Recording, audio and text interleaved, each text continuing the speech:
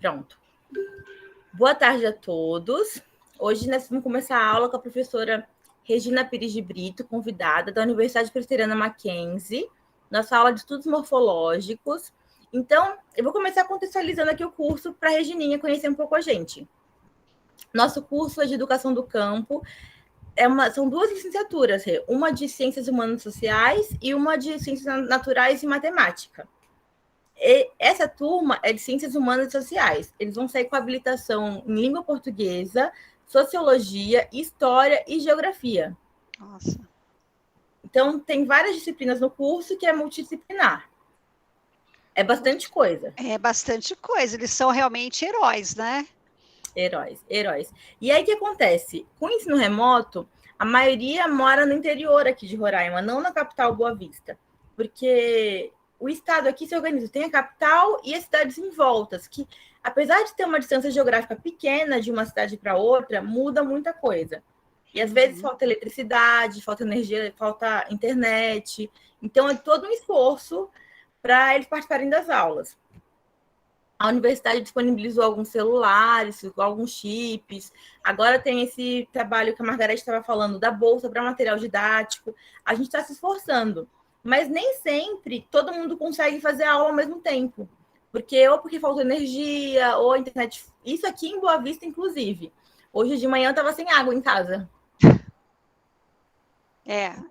São os percalços, né, desse nosso Brasil imenso, né? Não tem como, né? Pois é. Então, tem tudo isso. Mas vamos começar. Agora eu vou apresentar a professora Regininha para as alunas que já estão aqui, e quem for entrando eu vou aceitando, tá? Tá ótimo. Você manda, Raquel. Bom, comecei a falar com a professora Regina, ela foi minha professora no Mackenzie, chamo ela de Pro até hoje, porque foi minha professora desde o primeiro semestre, foi a primeira professora que falou de iniciação científica para a gente, e eu não esqueço disso. Falou, olha, na primeira oportunidade que tiverem, vá fazer iniciação científica, vale muito a pena. E aí eu fui e comecei a pesquisa no primeiro semestre por causa da professora Regina. Então, a professora Regina Pires de Brito, ela é pós-doutora pela Universidade do Minho, em Portugal, doutora em mestre em linguística pela FEFELESH na USP. Ela é professora adjunto 3, coordenadora do programa de pós-graduação estrito sensu em letras do Mackenzie. Ela é coordenadora do Colégio Doutoral de Tordesilhas em Linguagem, Sociedades e Culturas desde 2018. É líder do grupo de pesquisa do CNPq Cultura e Identidade Linguística na Lusofonia, vice-líder do grupo de pesquisa O Discurso Pedagógico de Paulo Freire, uma leitura. Ela é docente e coordenadora do Núcleo de Estudos Lusófonos do Programa de Pós-Graduação em Letras do Mackenzie. Ela é membro do Museu Virtual da Lusofonia de Portugal, membro da Comissão para a Promoção do Conteúdo em Língua Portuguesa, da Comunidade dos Países de Língua Portuguesa, da Câmara Brasileira do Livro, membro titular do Conselho Diretivo da Ampol, membro da Comissão de Políticas Públicas da Abralim, pesquisadora do Centro de Literaturas e Culturas Lusófonas e Europeias da Faculdade de Letras da Universidade de Lisboa, membro do Conselho Diretivo do Instituto Nacional de Linguística do Timor-Leste, do Grupo de Historiografia Linguística, do IP PUC São Paulo e do Grupo de Trabalho Historiografia da Ampol. Ela é coordenadora de projetos de difusão de linguística do português junto à Universidade Nacional do Timor, Larossa, em 2004 a 2012, no Timor-Leste. É coordenadora de programas, projetos e eventos do Decanato de Extensão do Mackenzie. E é uma das melhores professoras que eu conheço. Só isso. Bom, gente, eu não sei para que a Raquel foi falar todas essas coisas que não importam nada, a gente vai, com o passar do tempo, a gente vai tendo que acumular coisas, é por isso que ela falou tudo isso, mas não tinha nada que falar, não precisava falar, Raquel, te agradeço muito por esse carinho, por essa delicadeza que você teve e pelo convite. Acho que uma das melhores coisas é quando os alunos da gente lembram da gente como professores que fomos, porque é isso que somos, né? Nós somos todos professores, e o que nos une é essa vontade de ensinar, de falar sobre as coisas das quais a gente gosta, e de tentar fazer do nosso mundo alguma coisa melhor. Eu acho que é isso que nos move, a Raquel, a Margarete, a Júlia, a Ana, não consigo ver todos, mas são as meninas que eu me lembro aqui que entraram. Então, eu agradeço bastante pela oportunidade de estar em Roraima. Ela só não falou uma coisa importante, que eu sou orientadora do marido dela, que o Luciano, né, também O foi nosso... Luciano deu aula essa semana para ela, semana passada. Exato, o Luciano foi nosso aluno também aqui no Mackenzie, ele também é uma pessoa muito querida aqui no Mackenzie, viu? Não é só a Raquel que deixou saudades aqui, o marido também, ele entrou no nosso programa, vai fazer doutorado também, para ficar aí, né, equiparado à esposa, que já é uma batalhadora, e lembro bem da história dela e da batalha que foi para ela concluir esse doutorado. Então, quando você vê a pessoa aí forte, maravilhosa, dando as suas aulas, bem numa universidade federal, ninguém lembra, ninguém sabe, né, da dificuldade que é, né? Então, a Raquel é também um exemplo, viu, meninas? Então, quando vocês estiverem nos momentos difíceis, pensem assim, todos nós passamos por coisas complexas aí na nossa vida e a gente não pode desistir. Então, começando assim, eu vou falar com vocês, já que é a última aula, né? A Raquel me deu esse privilégio, eu vou ficar sem ver vocês, mas vocês, por favor, fiquem por aí. A Raquel me deu o privilégio de encerrar essa disciplina para vocês. Então, pensando bastante coisa, o que a gente podia falar, né? Vocês já tiveram tantos elementos aqui na disciplina dos estudos morfológicos, que conversamos, e eu vou falar sobre uma coisa bem importante, que eu acho que tem a ver com toda a nossa realidade, principalmente com essa realidade de Brasil, que tem uma variação linguística muito grande. Eu vou falar do português. Mas para não falar do português no Brasil, para a gente deixar isso para uma outra oportunidade, a gente resolveu encerrar o curso de vocês falando do português, mas de uma forma geral, o português no mundo, como é que ele se comporta. E eu procurei trazer algumas curiosidades para a gente pensar na importância que é ensinar essa língua portuguesa, tá bom? Então, eu vou falar para vocês sobre essas questões de lusofonia, e a gente deu o nome de lusofonia e ensino do português. Isso se aplicaria em qualquer realidade que vocês estivessem ensinando o português. Então, eu vou fazer um conceito muito fácil, muito simples de lusofonia, que é para no ano que vem a Raquel me chamar para a gente falar mais sobre isso. Mas a primeira coisa é que essa palavra lusofonia, que significa os sons dos lusos, os sons da língua portuguesa, na verdade, tem que ser sempre pensada no plural. Então, a gente fala lusofonias. Como um escritor moçambicano, que é bastante famoso, o Mia Couto, diz, né, que o conceito ele é, na verdade, plural, porque nós somos muitas línguas portuguesas.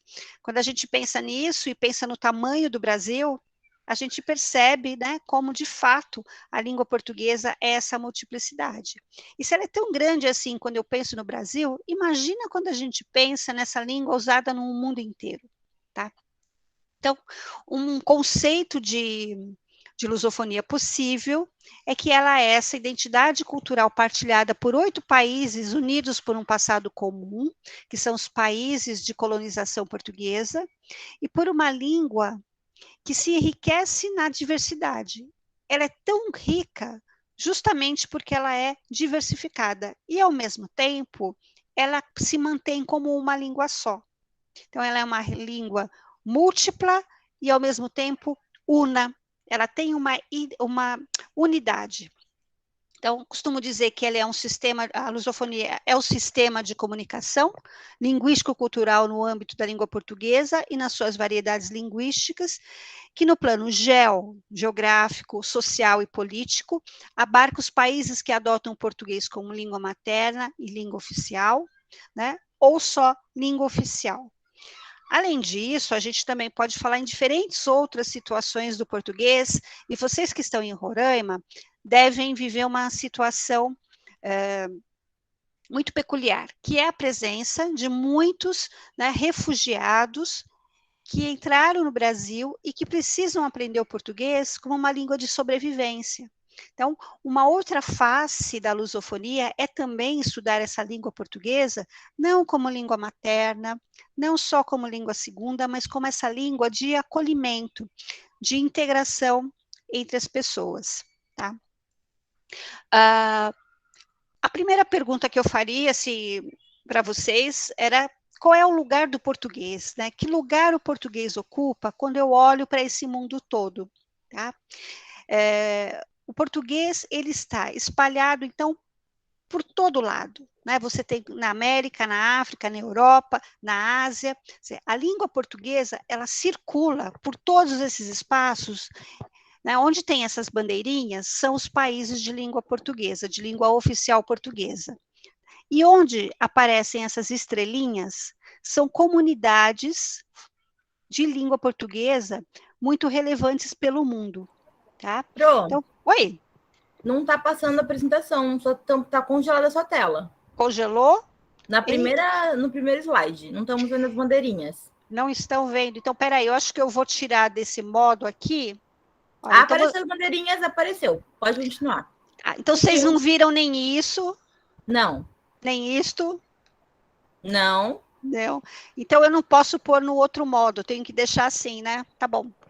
Tá. Mas, olha, eu também vou disponibilizar essa apresentação, e se vocês quiserem, a professora Raquel passa para vocês, tá bom? E assim Combinado. vocês ficam com material que pode ser mais fácil para olhar depois calmamente em casa, né? E qualquer dúvida vocês falam com a gente. Então, o que eu estava dizendo aqui das bandeirinhas? As bandeirinhas, elas mostram, né, o português como língua oficial. E as estrelinhas são espaços onde o português é bastante falado pelo mundo, tá? Mas não é língua oficial. Então, eu tenho língua oficial no Brasil, Portugal, Cabo Verde, Guiné-Bissau, Guiné-Bissau, São Tomé e Príncipe, aqui, Angola, Moçambique e Timor-Leste. Na África, tem mais um país, né, que é a Guiné Equatorial, que também tem o português como língua oficial.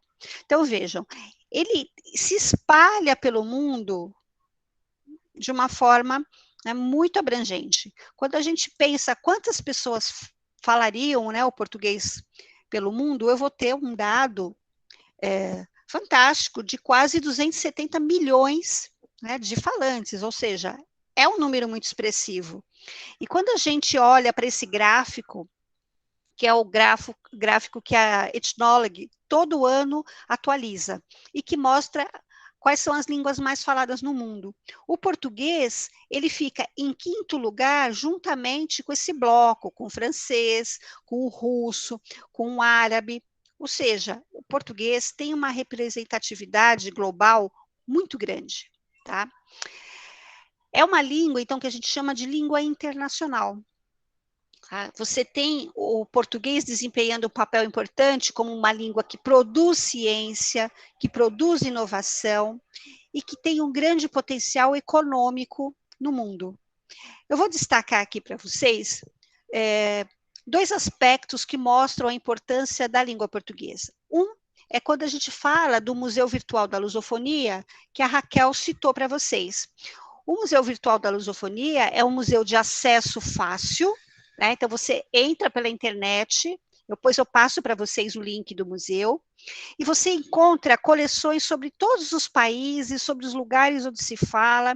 Inclusive, Raquel, a gente pode pensar num pequeno trabalho que você faça com seus alunos aí em Roraima, mostrando o trabalho de ensino de língua portuguesa nas comunidades. Então, seus alunos vão fazer trabalhos e a gente pode, como eu estou lá na direção do museu, a gente pode inserir o trabalho como uma coleção, né, da Universidade Federal de Roraima, alunos da professora Raquel, mostrando o que acontece com o ensino de português em Roraima.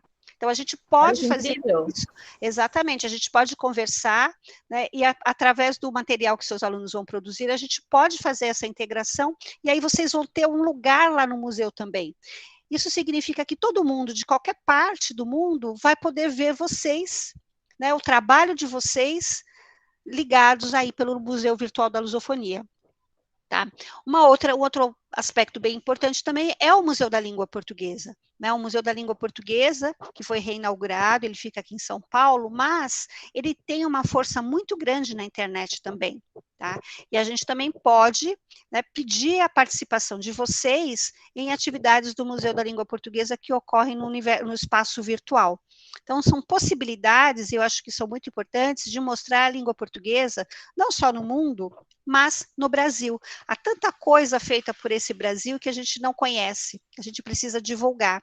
Tá? Então, fica aí o convite, o desafio para você, viu, Raquel? Você e as suas meninas todas, viu? Olha, meio convite, viu, Pro? Amor? Então, bora lá, vamos fazer isso e depois divulgar para o mundo todo, né? Que é o que a gente quer, mostrar o trabalho da gente, né? E é uma forma de divulgação da própria universidade também, né? Então, isso é importante para todo mundo, né? O trabalho sério que vocês fazem, as dificuldades que vocês enfrentam para ter os resultados bons que vocês vão poder mostrar, tá? Bom, uma outra coisa que a gente pensa quando fala do português é o lugar do português de diferentes formas. Então, não é só pensar, ela é uma língua falada por muita gente, mas ela é uma língua também muito usada, por exemplo, nos blogs. É a terceira língua mais usada em blog, é a terceira mais usada no Facebook, no Twitter. No Instagram ainda não saíram os dados deste ano, mas com certeza o português também é uma língua muito com muita incidência no Instagram. Ela é a primeira mais falada no Hemisfério Sul, é a nona em produção de conteúdos para a internet. Então, veja, se vocês produzirem um material, a gente insere no Museu Virtual da Lusofonia, a gente vai contribuir para aumentar esse dado aqui, sabe, de nona em produção de conteúdos para a internet. Eu nem falei, mas qualquer coisa, meninas, vocês podem me interromper, tá? Bom, o português, ele é uma língua que a gente chama pluricêntrica. Por quê? Porque justamente ela tem variedades diferentes nos diferentes espaços por onde ela se espalha. Só que mesmo com sotaques diferentes, com uma palavra ou outra diferente, os falantes reconhecem que estamos diante da língua portuguesa. Às vezes a gente tem uma dificuldade para entender um sotaque. Imagino que vocês percebam algumas coisas, às vezes, quando a professora Raquel está falando. De vez em quando, ela pode usar um termo muito aqui de São Paulo, não é? E vocês também, por outro lado, vão ensinando as variedades de Roraima, de cada localidade em que vocês estão, para a professora Raquel. Isso é mostrar que o português é uma língua pluricêntrica, é essa língua que aceita a variação, ela aceita a diversidade. E ela acabou sendo adotada por países diferentes, então, estados nacionais diferentes, né? E cada uma tem a sua variedade. Então, eu falo, é o português do Brasil, o português de Portugal, o português de Angola, e assim por diante. Vamos lá. Opa. Está devagar aqui, eu estou tentando mudar de... Vamos ver se ele vai agora. Pronto. Então, esse português pluricêntrico que eu falo para vocês, é isso, é um português que se multiplica, né, nas variedades, né, do português angolano, do português brasileiro, e cada uma delas, né, tem as suas peculiaridades, mas não deixam de ser língua portuguesa, tá? Então, uma possibilidade de conceito para a lusofonia, e bem simples, é dizer que a lusofonia é uma dimensão simbólica dos espaços da intercompreensão em português. Quer dizer, nós falamos coisas diferentes, com sons diferentes, mas a gente se compreende. Tá? Essa é a magia, então, da lusofonia. Eu retomo aqui um escritor português, um escritor famoso, José Saramago, que vai dizer para nós assim, olha, não há uma língua portuguesa, há línguas em português. Quer dizer, o português se multiplica, né, nos espaços onde ele se coloca. Tá? Então, é aqui, né, mais uma representação dos países em que o português é língua oficial, né? Fiz aqui uma brincadeira para vocês. Tá tudo bem, gente? Diz aí. Tá sim, tudo bem. Tá tudo tranquilo, meninas. Dúvidas por enquanto? A aula está muito boa. Então tá bom. Eu estou aqui tentando controlar o tempo que é para a gente conversar. Bom, O que eu pensei em mostrar para vocês? Algumas formas de apropriação e de difusão do português. Por quê? Pensando que a gente vai ensinar essa língua, então, eu tenho essa dimensão do português no mundo. Por que é importante eu ensinar português? O que eu tenho que falar para o meu aluno? O português não é só a língua do meu cotidiano, ele é a língua do cotidiano de milhões de pessoas pelo mundo. Quando a gente pensa nisso, a gente fala, puxa, quer dizer que essa língua, ela mexe com a vida de muita gente. Ela faz parte do dia a dia, ela faz parte das conversas, ela faz parte das dinâmicas de sala de aulas, de vários lugares. Então, isso mostra, né, a dimensão e a riqueza de pensar no português. E aí, a gente pode pensar na difusão usando a música, usando séries de TV, usando a propaganda, trabalhando a literatura, que é a especialidade máxima da Raquel, ela é uma expert em literatura infanto-juvenil, vocês devem saber disso. Podemos falar de esportes, né, do mundo do esporte, quer dizer, como é que o futebol acaba integrando os países de língua portuguesa, por exemplo, da gastronomia, de turismo, a gente pode brincar com TikTok, podemos fazer podcast, quer dizer, nós temos uma imensa, né, possibilidade de mexer com essa difusão da língua portuguesa. E aí, eu fiz aqui uma brincadeira, como ele não está com movimento, porque eu tirei, mas a ideia aqui era vocês observarem essas palavras, né?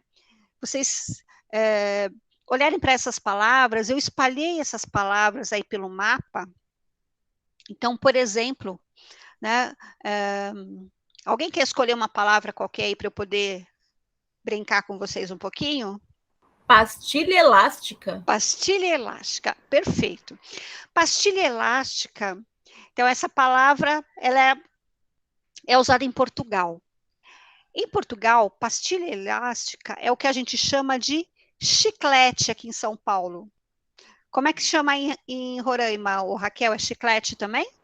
Goma de mascar? Eu acho que é chiclete. Meninas, ajudem aí. É chiclete? É chiclete, professora. É chiclete, exato. Então, em Portugal, eles falam pastilha elástica. Olha que coisa mais curiosa, né?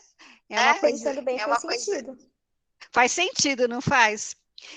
E, por exemplo, em Angola, eles falam chuinga. Nossa. Chuinga. E tem uma explicação. Porque é uma aproximação fonética de chewing gum, que é do inglês. Ah, ok. Que é chiclete em inglês. Então, existe, veja só, é o mesmo objeto, né? Que a gente chama diferentemente dentro do espaço da língua portuguesa. Tem um exemplo que eu costumo dar e o pessoal dá muita risada, que é, por exemplo, penso. Penso em Portugal é o band-aid. Nossa. Isso, é um penso rápido. Então, o band-aid é esse penso rápido, né? Que a gente usa porque ele é um curativo rápido. E o absorvente feminino, lá em Portugal, se chama penso. Por quê? Porque pensar, na primeira forma do verbo pensar, ele significa fazer curativo.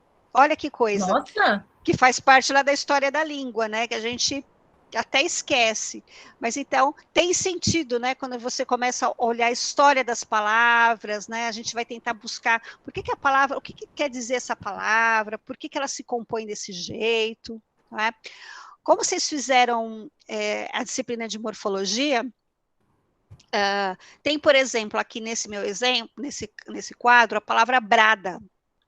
Brada, que aparece aqui em Moçambique, e brodas, que aparece em Cabo Verde, que corresponde ao nosso amigos, que são variações, exatamente, são variações morfológicas da forma do inglês brother. Tá? Então, de brother, eles passaram para brada em Moçambique e para brodas em Cabo Verde. Faz todo sentido. Faz todo sentido e é bem engraçado, né, gente? Isso porque mostra que esses países, eles, principalmente Moçambique, têm uma influência muito grande do inglês no português local. Então, eles têm muitas palavras que são transformadas morfologicamente para o português vindos do inglês, tá? E assim por diante. Aqui, a mistura é com o espanhol. Aí a mistura com o espanhol, exatamente. Então, vocês vão ter formas, né, próprias, né, de Roraima, que tem a ver com essa mistura, tá? E isso a gente percebe em todos esses espaços. Então, é muito curioso a gente olhar para essas palavras, né? E com as línguas indígenas, Pro. Ah, sem dúvida, né?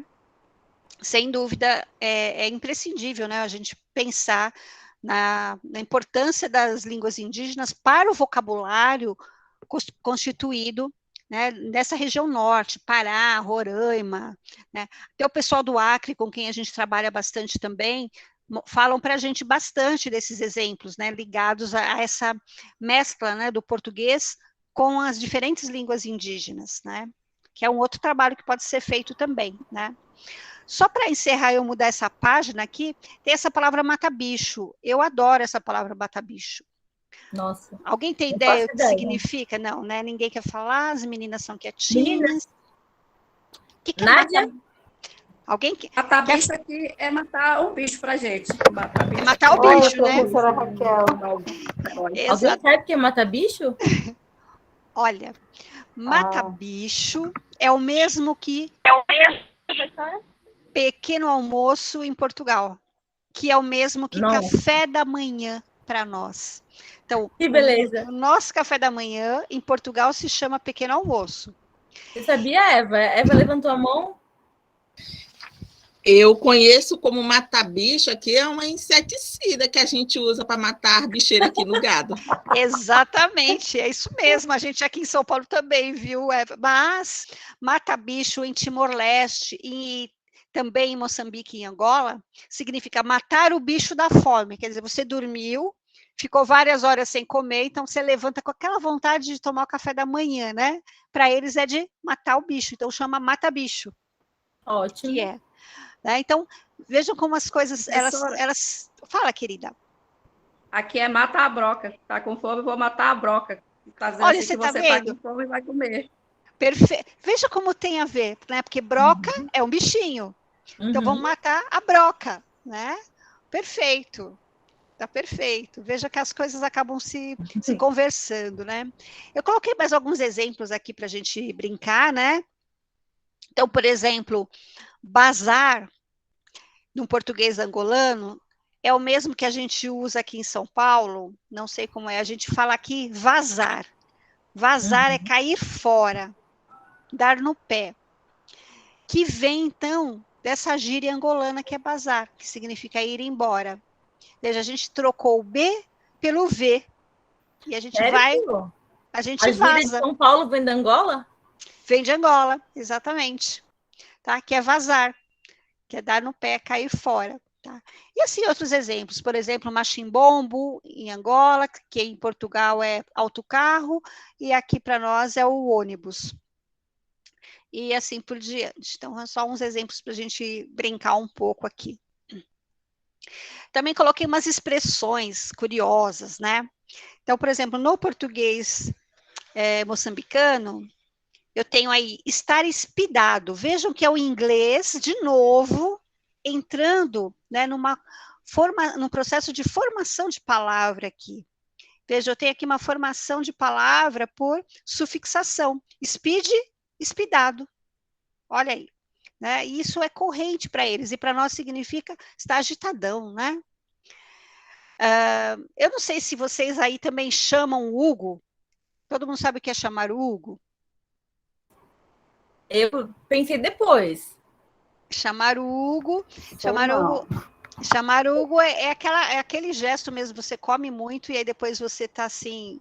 Quer vomitar? Quer vomitar. Chamar o Hugo, a gente fala aqui em São Paulo. Eu não sei se tem uma expressão aí em Roraima. Tem, gente? Se tiver, vocês me ensinem. Meninas, ajudem. Eva, Vanderlane. Tem? Vocês conhecem chamar o Hugo? Não. Não. Acho que isso é o que eu chamaria de depressão pós-prato.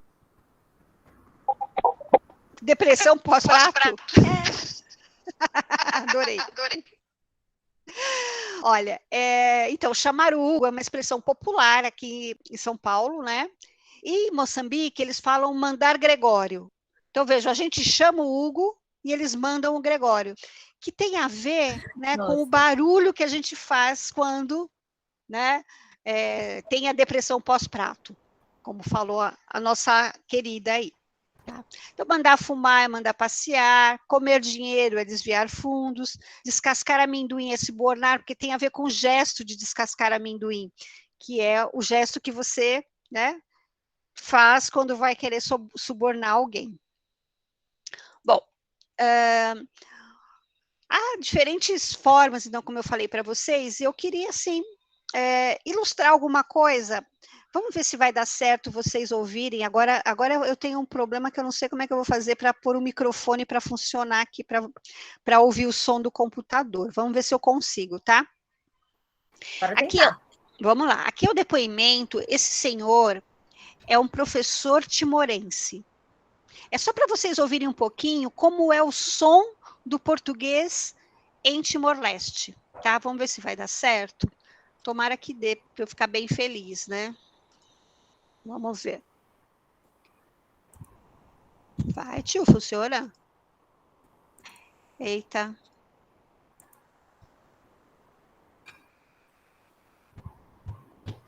Eita. Vamos.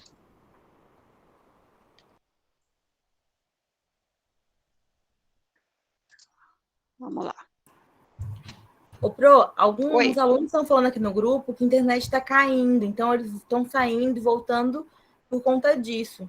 Apareceu aqui para mim no sinal no computador que a internet está fraca também. Eu vou fechar minha imagem para ver se melhora. Qualquer coisa eu volto, tá? Tá bom, fica tranquila. Enquanto isso, eu estou tentando pôr o som aqui, que também está difícil de ir. Não sei o que aconteceu. Tá horrível, né, Nádia? Talvez eu nem deva colocar esse som aqui, que é muito longo. Vou tentar pôr um mais curto. Ixi, ele deu até um erro aqui, tá louco. Você acha que é melhor todo mundo sair e entrar de novo, Raquel? Eu acho que não, Pro. Não. Tá. Deixa eu ver se ele volta aqui, meu, que ele deu algum problema aqui também. A Nádia tá falando que é por causa da chuva que tá chegando. Ah, menina, sabe que aqui também, viu?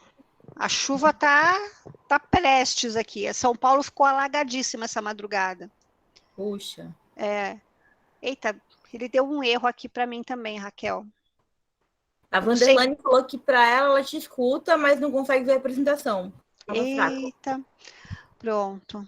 Deixa eu ver o que eu vou fazer aqui. Acho que eu vou parar de compartilhar e vou colocar de novo. De repente, volta ao normal. Peraí. Tá. Vamos lá. Esses percalços fazem parte, né? Do ensino remoto, fazem. Do ensino remoto. Não tem jeito. Não tem jeito. Vamos lá. Vamos ver o que ele vai fazer aqui. Vocês me perdoem também, porque também está bem instável aqui. Olha que eu coloquei direto no cabo aqui. A Nádia falou que está acompanhando aí a chuva em São Paulo pela TV. Ela está acompanhando, Nádia? Olha, a coisa aqui tá feia. Bem feia, viu? Porque São Paulo é uma cidade que não está, vamos lá, preparada exatamente. A Raquel morou muito tempo aqui, ela sabe. Uhum. Eita, ele não está aparecendo. Opa! Vamos lá. Meninas, tenham paciência que vai dar tudo certo. Ah, já está dando, a aula está ótima. Enquanto isso, meninas, perguntas por enquanto? Dúvidas? Olha, eu até vou pular aquele slide que eu estava pondo. Eu tô achando muito interessante. Tá gostando? Um monte de palavras diferentes que eu nunca nem tinha visto.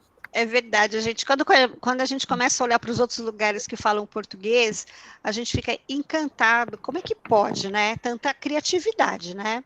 Uhum. Mas você sabe que quando a gente faz essa viagem pelo Brasil, é a mesma coisa. A gente, assim, se espanta com a diversidade, né, que a língua tem dentro do mesmo país. né? Quanta coisa a gente podia pensar em fazer, por exemplo, um vocabulário das gírias de São Paulo, comparando com o que vocês usam aí. Olha que trabalho legal a gente podia fazer. Juntar Não. os meus alunos daqui, Raquel, com os seus alunos daí, e a gente trocar gírias, fazer um glossário. Nossa, muito legal. Sabe que outro dia o Luciano levou um susto, né, na escola, Por quando um quê? colega, professor, colega dele, falou que a diretora deu uma mijada nele. Ele Ai, que levou ótimo. levou um susto. Aí falei, meninas, me ajudem a explicar o que é levar uma mijada. Mijada. Mijada é mesmo que uma bronca, que uma chamada assim, bem de pertinho. Nossa, nunca tinha ouvido. Tá vendo? A gente podia fazer um negócio desse. Podia? Podia mesmo. A gente podia fazer uma coisa dessa, gente. Fazer um glossário da gente aqui, uma coisa brasileira. Ó, talvez até para pôr o nosso projeto lá do Museu Virtual, né? O português pelo Brasil. A gente fala muito do português pelo mundo, mas a gente podia falar do português pelo Brasil. A gente faria uns projetos bem legais aí, Raquel. Olha, ficou mais uma dica, hein? Vou anotar aqui para ver com as meninas. Vai anotando tudo aí. Olha, uma outra forma que a gente tem para pensar nesse português, né, que se espalha aí pelo mundo, é a gente trabalhar com a literatura. Então, aqui eu coloquei o trecho de um poema do José Craveirinha, que é um poeta moçambicano. E ele vai misturando as palavras do português com as palavras das línguas africanas. Tá? Que é uma experiência que vocês têm muito próxima de vocês, porque vocês têm justamente a influência das línguas indígenas e da língua espanhola com essa questão dos refugiados e dos imigrantes, né? Então, isso também é uma forma da gente conversar com os nossos alunos, da gente mostrar, né, essa riqueza do português, que acaba se espalhando, né? Eu fiz uma outra tela aqui em homenagem à Raquel, que ela, como ela é da literatura infanto-juvenil, eu encontrei esse livro, Raquel, é uma graça esse livro. Ele se chama Quadrinhos para Miúdos. Tá? E aí... Tá aparecendo Fraternidade das Palavras, é esse? Não, eu já mudei aqui. Vamos ver se ele... Eu vou voltar e vou mudar de novo. Vê se aparece agora. Não, tô na Fraternidade das Palavras ainda. Eita. Será que ele demora tanto tempo assim para mudar? Eu vou voltar para a Fraternidade e agora eu vou para o outro de novo. Não. Não? Eita. Bom, interrompe a apresentação e põe de novo, Pro. A internet aqui tá muito ruim mesmo. Acho que é por isso. Aí ela trava em algum momento, né? É. Deve ser. Apareceu. Apareceu? Pronto. Eu vou mais devagar, eu tenho que dar paciência para a internet, coitada. Tá chegando as férias. É por isso. Olha, esse livro, ele é muito interessante. Ele se chama Quadrinhas para Miúdos. E são pequenas, cada página tem assim, são sempre quadrinhas, né? Essa forma poética de quatro versos, em que o autor, ele brinca com palavras do português do Brasil, mas focalizando o português de Portugal. Então, por exemplo, aqui ele fala de esferovite. Olha, na caixa de esferovite, que ninguém sabe o que é, guardo suco geladinho, sorvete e picolé. Olha, esferovite é uma palavra que, pelo menos aqui no sul do Brasil, sul e sudeste, a gente não conhece. Vocês conhecem essa palavra por aí? Eu não conheço. Conhecem, meninas? Não, eu não. Esferovite, não. É esquisita essa palavra, né? Esferovite é isopor. Veja só, na caixa de isopor, que ninguém sabe o que é, né? Porque esferovite ninguém conhece aqui no Brasil, então ele vai brincar com palavras do português de Portugal para as crianças. Quer dizer, é uma forma da gente ampliar o nosso conhecimento da própria língua, né? E é um tipo de coisa que a gente pode fazer pensando no português do Brasil, que é, de novo, a provocação que eu faço para vocês. A minha provocação aqui nessa conversa que eu vim fazer com vocês é justamente isso. A gente olha para o português no mundo, mas a gente também olha para o português aqui dentro do nosso país. E quanta coisa a gente pode fazer. Por exemplo, de uma comunidade para outra, quais as diferenças que vocês podem perceber? Então, a troca de trabalhos entre vocês é fundamental para esse aprendizado, Porque você nunca sabe se você vai ficar a sua vida toda ensinando numa comunidade. Vai que você transita para outra comunidade. É importante você saber a riqueza e a diversidade que o português possibilita nesse caso. Tá? Olha, aqui, por exemplo, eles falam do picolé. Né? Picolé, aqui em São Paulo, é um sorvete que fica num palitinho, é o picolé. Uhum. Em Portugal, eles falam gelado, eles não têm essa ideia de picolé. Né? Quer dizer, isso mostra mesmo, né, que cada lugar, mesmo dentro da mesma língua, acaba dando peculiaridades, sons especiais, nomes especiais.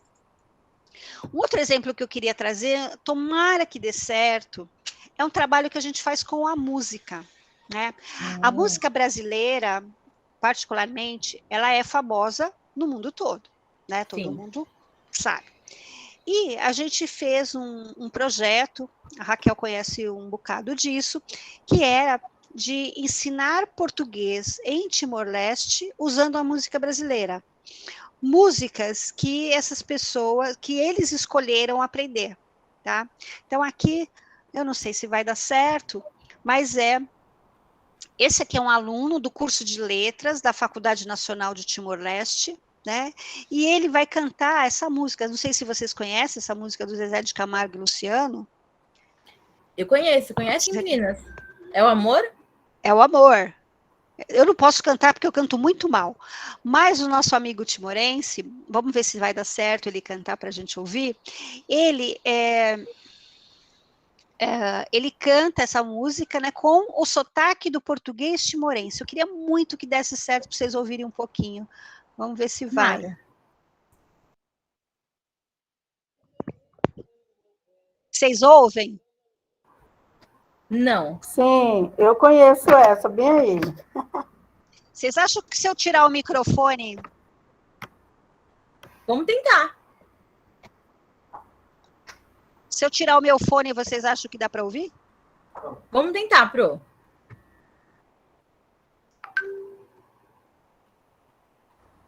Não estamos ouvindo ainda. Alguém está ouvindo? Não, eu estou ouvindo só você, professora. Também não.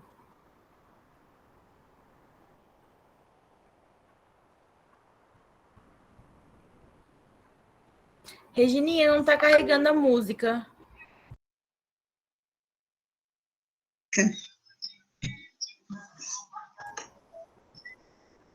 Tá bem fraca a internet. Não Essa tá pegando música é a bem música. conhecida, né? Ela não... Acho que todo mundo conhece. Ela que ela tocar, Nádia. Agora tá começando. Tá começando a ouvir? Sim. Ah, então peraí. É que ele tá dando um delay, né? Meio consequente, caso complicado, deixei entender. É o amor. Desde comida que a música me disse assim. Eu tenho que dizer que acredita por você.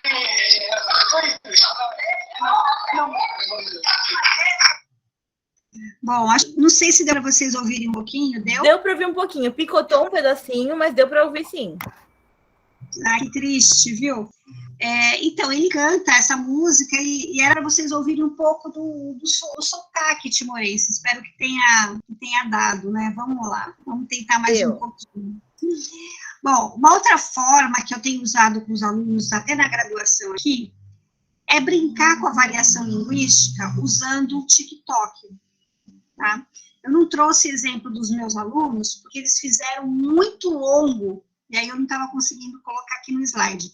Mas eles estão fazendo brincadeiras, como essa que eu vou mostrar para vocês, que é o português em diferentes lugares. Tem um momento aí que ele fala em inglês também. Mas é uma coisa que a gente pode fazer com a variação do português do Brasil. Vamos ver se vai dar certo para vocês ouvirem um pouquinho, porque é muito engraçado. Se não der, depois eu mando para a Raquel por WhatsApp. Tá bom. Olha, tá churrascando. Moças. Eita, porra, tá churrascando. Caraca. Tá bem baixinho, Rê. Eita. God, today is churrasking. está a pingar pouco, pode-se pescar pouco, não é que se vira o só com pingo, pipi, aquele pinguinho. Não dá para ouvir direito. Dá para ter frio também. Ah, eu vou te mandar no... Manda no WhatsApp que eu compartilho com eles no grupo.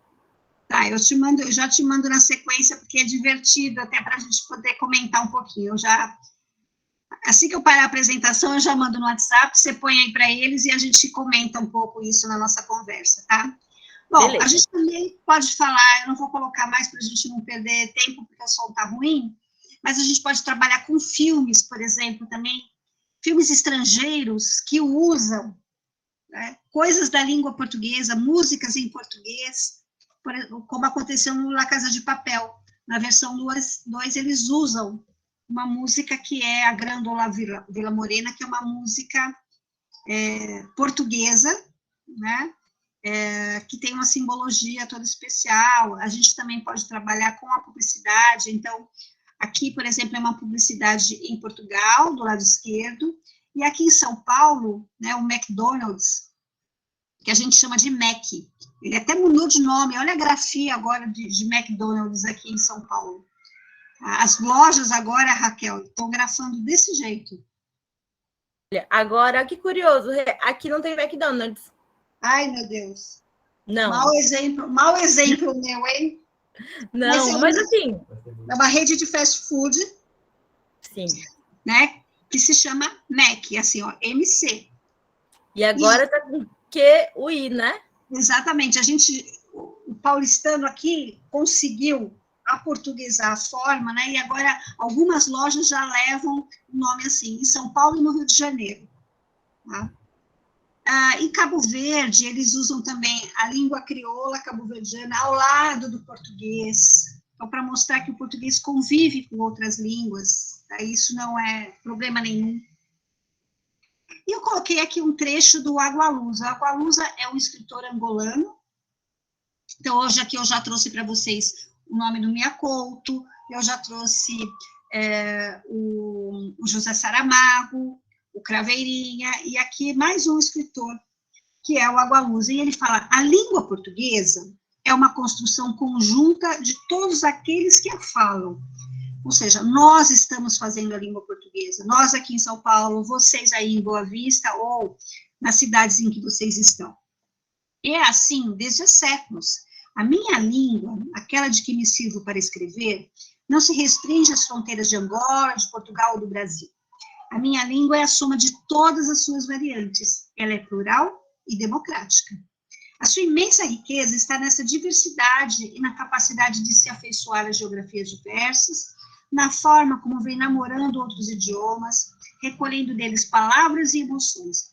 Olha, é muito próprio esse trecho que ele fala de se afeiçoar às geografias diversas, na forma como vem namorando outros idiomas, que é o que acontece muito na região em que vocês vivem. A influência das outras línguas. Aprisionar a língua portuguesa às fronteiras de Portugal, ou de Angola, ou do Brasil, seria mutilá-la, roubar-lhe memória e destino. Para a gente pensar que o português, ele é rico, e ele é importante, e ele é essa língua de 270 milhões de falantes, justamente porque ele se diversifica, ele se multiplica. Né? Aí aqui eu faço uma brincadeira, né, que é um pedaço de cada lugar da língua portuguesa. Aqui eu tenho uma referência a um filme que se chama Língua Vidas em Português. A gente está no português, não na citação ainda. A outro slide não chegou. Então, peraí, vamos esperar ele chegar. Vamos esperar que ele esteja chegando. A viagem é longa. Chegou? A viagem é longa, né, gente? Tem que pensar nisso. Né? 5.000 quilômetros. Então, é um bocado, né? Até que foi rapidinho. Então, eu brinquei aqui nesse slide, colocando um pedaço de cada espaço de língua portuguesa, né?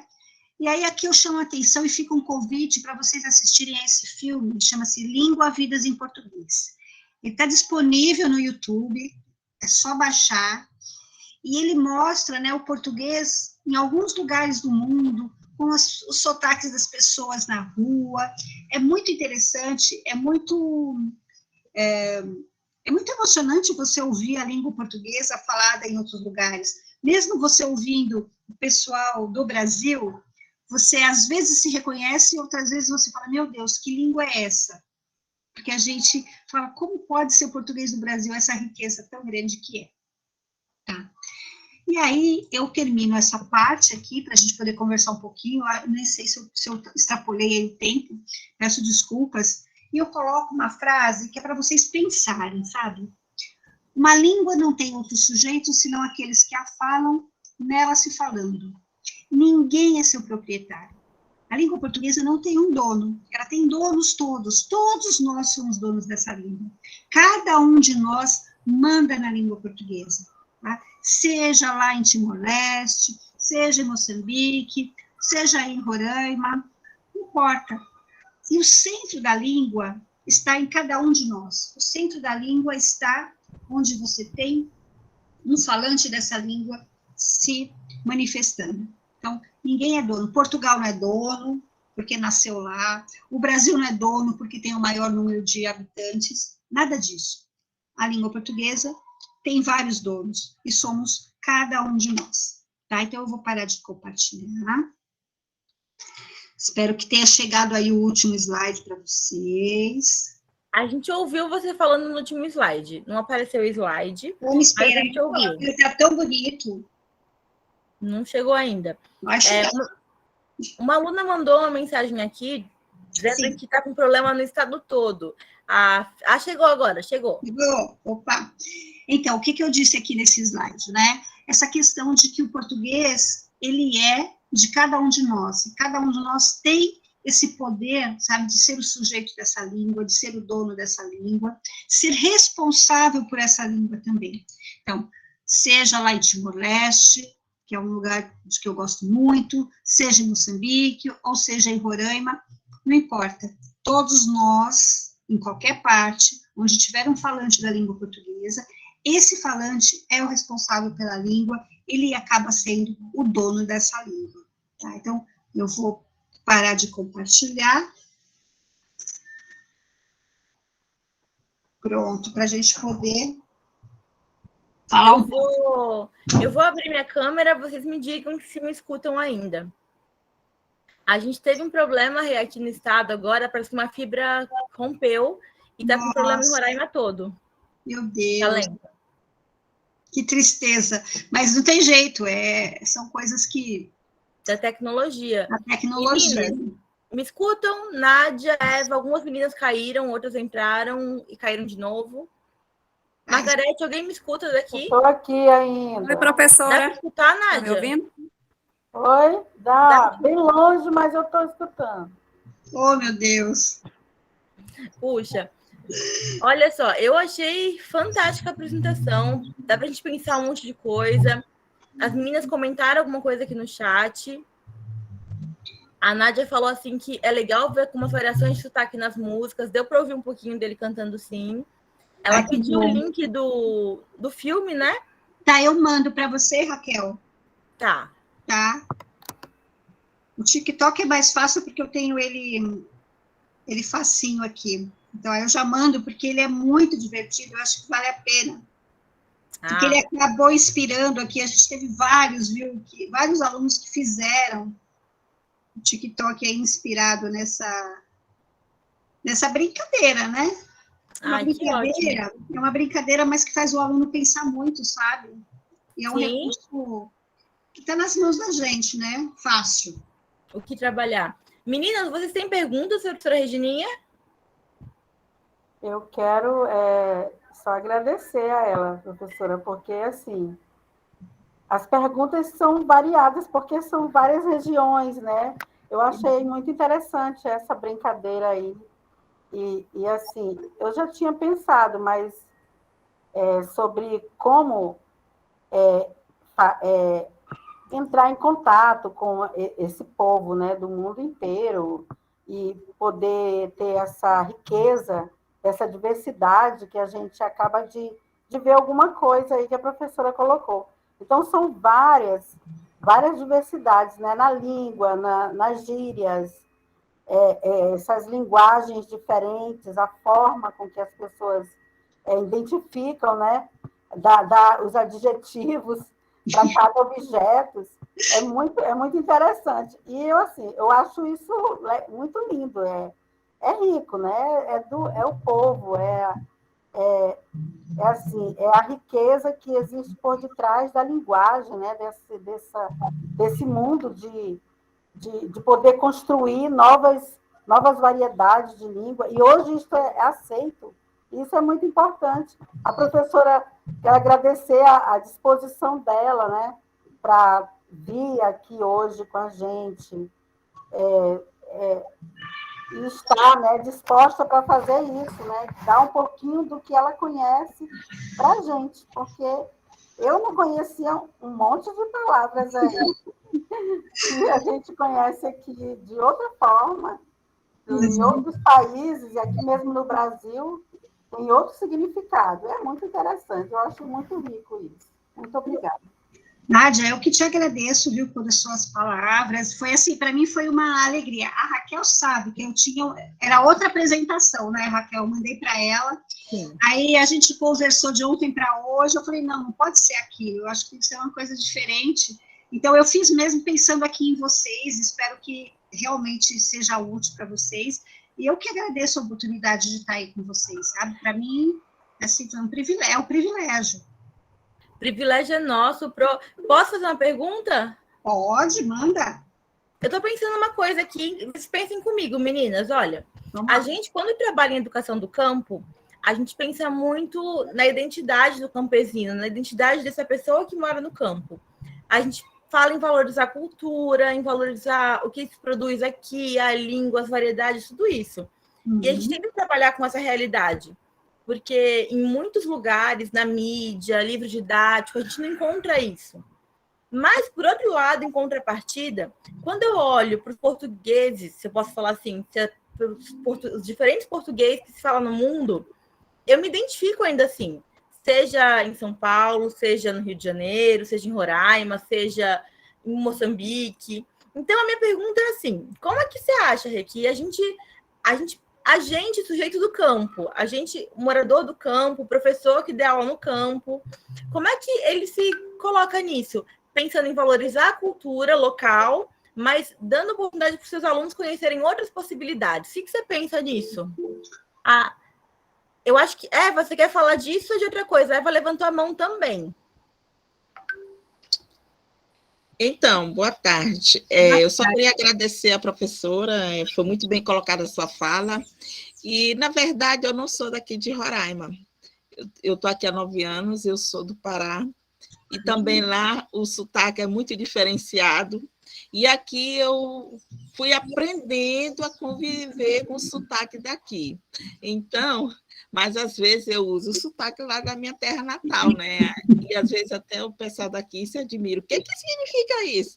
Aí eu vou explicar o significado do que eu trouxe de lá do Pará para cá. E é muito interessante, importante, que a gente vai ter que ter os mesmos hábitos e não ignorar o sotaque de outras regiões. E é isso.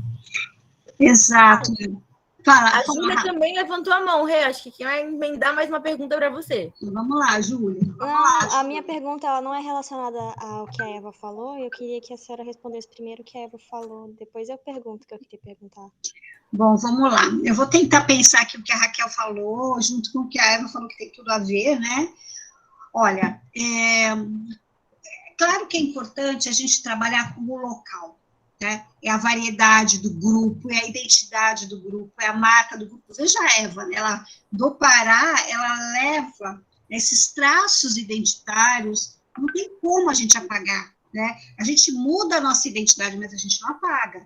A gente acrescenta outros elementos. Então, a Eva, hoje, já tem muita coisa do português de Roraima, como a Raquel também, que chegou não faz 9 anos, mas também já tem muita coisa do português de Roraima, e com certeza ela de vez em quando deixa escapar coisas típicas aqui de São Paulo, né? Então, na verdade, a gente não pode ficar preso só no nosso mundo. Eu acho que o papel do professor é justamente o de abrir sempre novas possibilidades de pensar, né, de olhar para o mundo. Então, eu parto dessa descrição da minha identidade local. Eu acho que é muito importante fazer glossários registrar palavras, por exemplo, que os mais idosos usam na comunidade, que são diferentes do que os jovens usam. Então, isso é um trabalho bem interessante que pode ser feito por vocês, né? Levantar, conversa com idosos, pergunta coisas, se palavras que eles usam e as pessoas estranham, ou você pergunta para o jovem, nossa, tem palavras que os seus avós, que os seus tios, que os seus pais usam e que você não conhece? Né? Dá para você fazer um trabalho desse. E, ao mesmo tempo, mostrar que a língua portuguesa, ela não está só nesse espaço, ela não é desse jeito em todos os lugares. Tanto os sons quanto os significados. Então, a Eva falou bem, ela falou, olha, às vezes eu falo um sotaque do Pará. E eu, além de trazer o sotaque do Pará, eu ainda trago palavras que as pessoas nem sabem o que significam. Então, é mostrar que a língua, ela é tudo isso, ela é esse movimento da diversidade. E essa diversidade acontece no Brasil. Veja, você está parado do ladinho de Roraima, pertinho, pertinho. Acontece, quando eu penso no Pará, Roraima, Minas Gerais, São Paulo, a gente tem muita diferença. E quando eu olho para o mundo, então, de língua portuguesa, aí é que eu vejo a grandiosidade da língua, a riqueza dessa língua. Então, a gente parte do local, sim, para o reconhecimento identitário, não sei se eu respondo ao que a Raquel pergunta, e amplio para esse olhar, né, universal da língua, tá? Essa amplitude da língua. Não sei se respondi, Raquel e Eva, aí vocês falam que Respondeu sim, para a gente pensar essas questões, né? Que a gente fala tanto da identidade do sujeito do campo, de valorizar nossa identidade, mas é isso. Nossa identidade, como a Eva colocou também, não é uma coisa só. Nossa identidade é múltipla e vai se formando, como você falou também, Regininha. Exato. Agora eu queria ouvir a Júlia. Vamos lá, fiquei curiosa.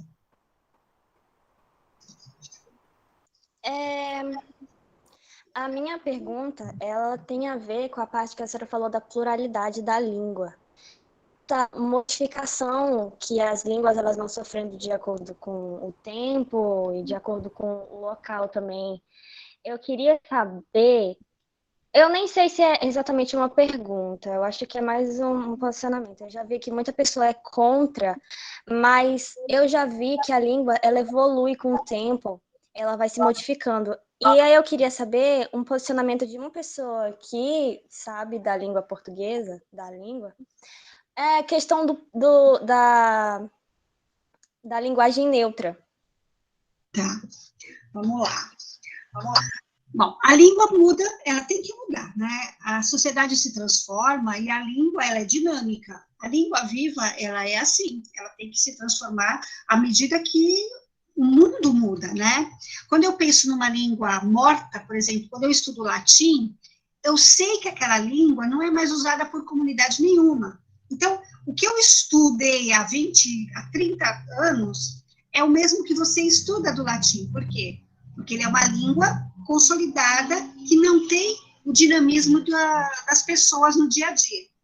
Quando eu penso nas línguas vivas, então, para eu chegar na linguagem neutra, a língua viva, ela só é viva porque existe uma comunidade, existe um grupo social, as pessoas usam essa língua, tá? A questão da linguagem neutra, ela tem a ver com essa dinamicidade da língua, né? Eu não vou dizer para você se eu sou contra ou a favor, né? Que eu tenho uma posição pessoal com relação a isso, mas do ponto de vista da linguística, né, da língua viva que a gente trabalha, é natural que você tenha essa necessidade de novas formas de dar conta de uma realidade social. Quer dizer, existe uma coisa que mudou na sociedade, a forma de você enxergar a questão do gênero, e isso foi, de alguma forma, colocado na língua. Então, hoje você fala todos, todas e todes, não é assim? Os amigos, as amigas e os amigues, que eu já ouvi.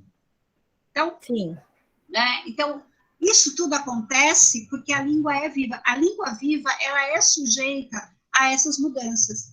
Porque nós, como falantes, temos uma relação muito forte com o espaço social em que a gente está. Então, existe uma relação entre a língua e a sociedade muda e interfere no uso da língua. Isso é natural. quando eu penso assim, as gírias que a gente usa neste ano que vem a gente esqueceu e não usa mais, ou a gente usava há 5 anos e agora ninguém usa mais. É o mesmo processo, né? É o mundo social que faz com que uma palavra fique ou não fique na língua, uma gíria permaneça ou não. E o caso da linguagem neutra, do todos, todas, todes, tudo isso vai depender dos usos, da aceitação. Se todo mundo começar a usar, ou se a maioria usar, isso vai ficar na língua. Se não, pode ser que vire um modismo e daqui a pouco ninguém mais use, sabe?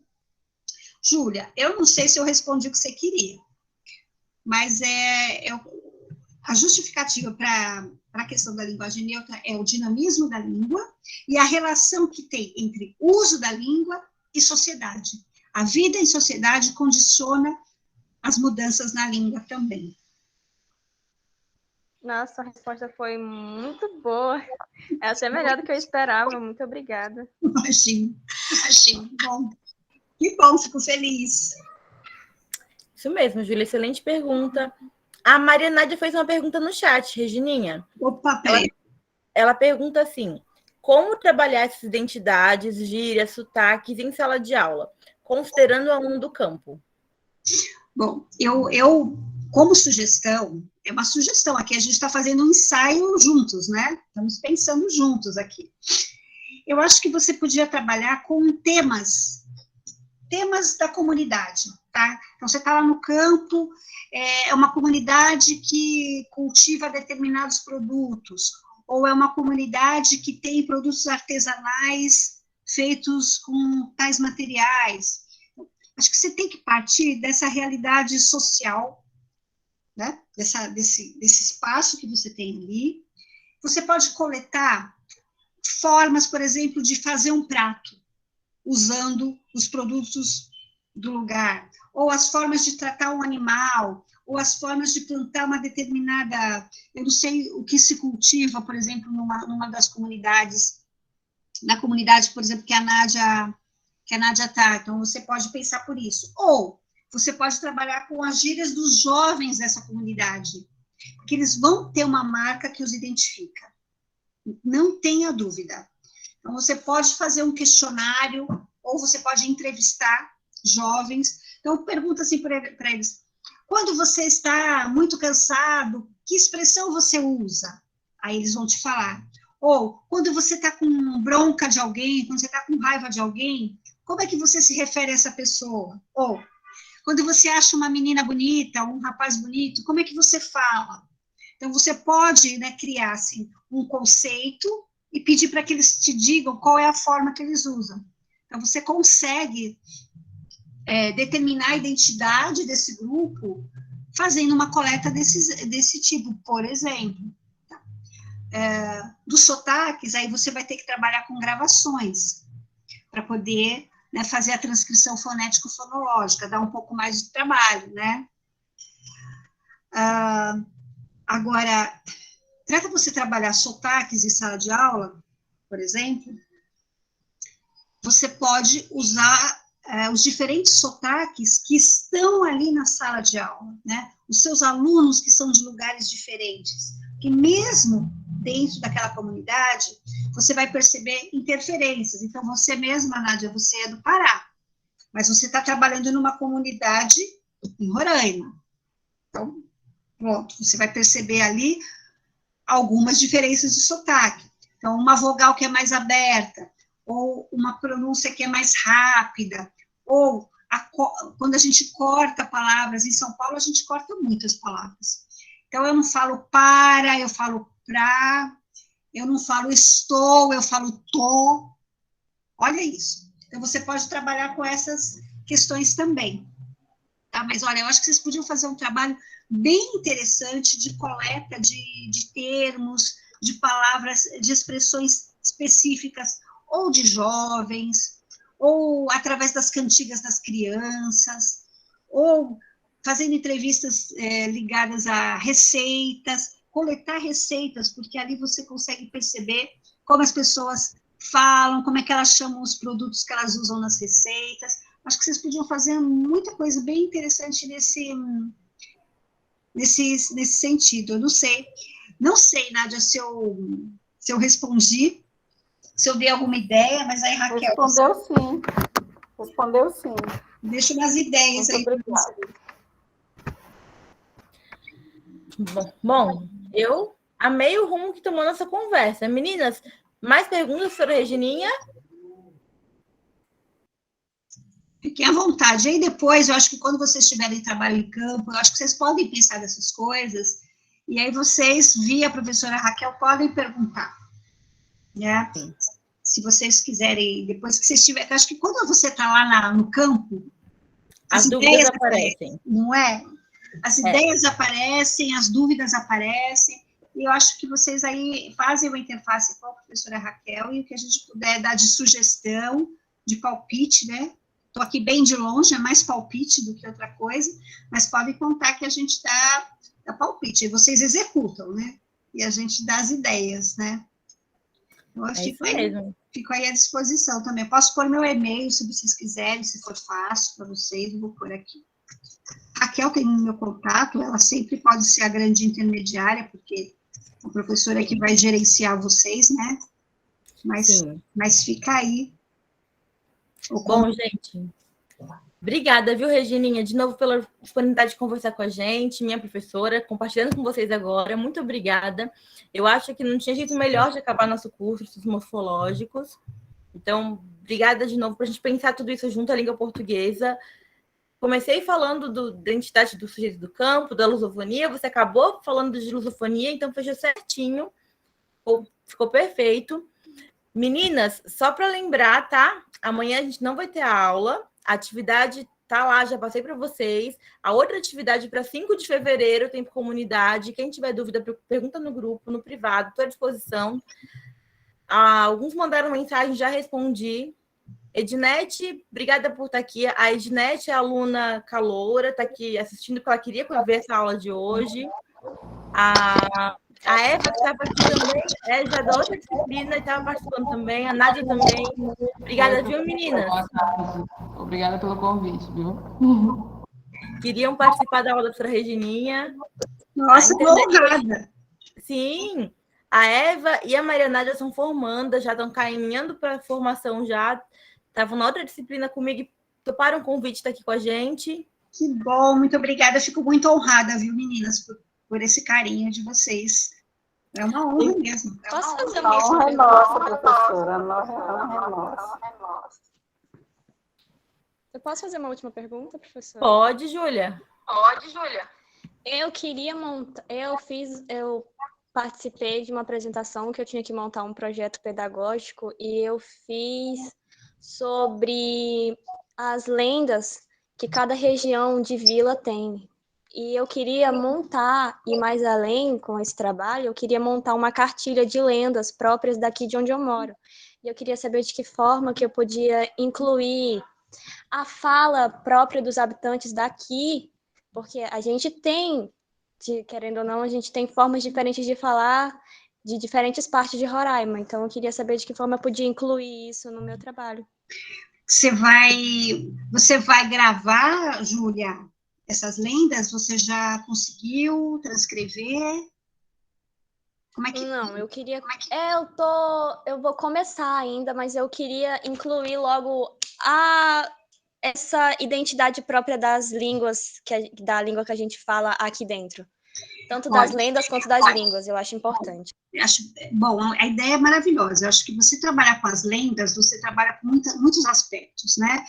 É a cultura local que você registra ali, e você vai registrar essa cultura local com palavras próprias desse elemento mágico que é uma lenda.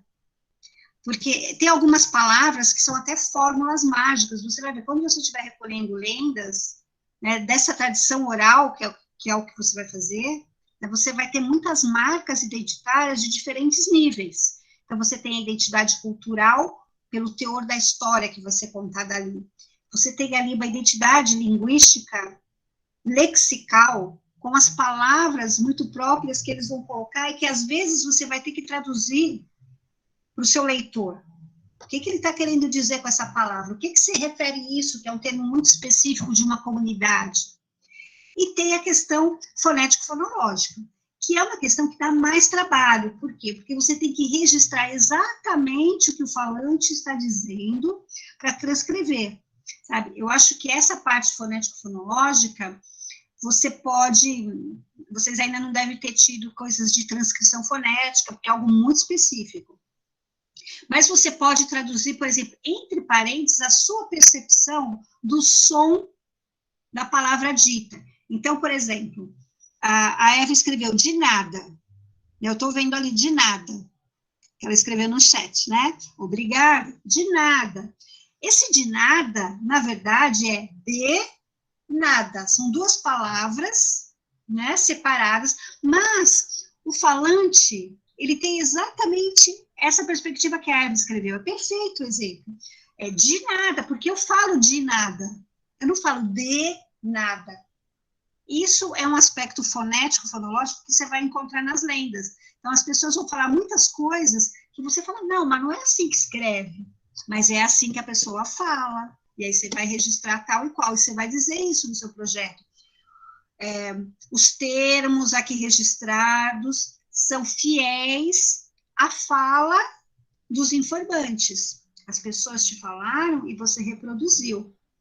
Esse trabalho, Júlia, é um trabalho muito importante, porque ele resgata a identidade da comunidade de diferentes aspectos. E uma coisa que você podia fazer, depois que você coletar, é para você pedir para pessoas da própria comunidade ilustrarem as suas lendas. Fazerem um desenho que mostrem o significado daquela lenda. E você inclui mais essa participação da própria comunidade. Então, eles contaram a história, eles ilustraram a história, sabe? Acho que você podia pensar, você tem muita coisa bonita para fazer. Olha, estudar um mestrado é muito bonito.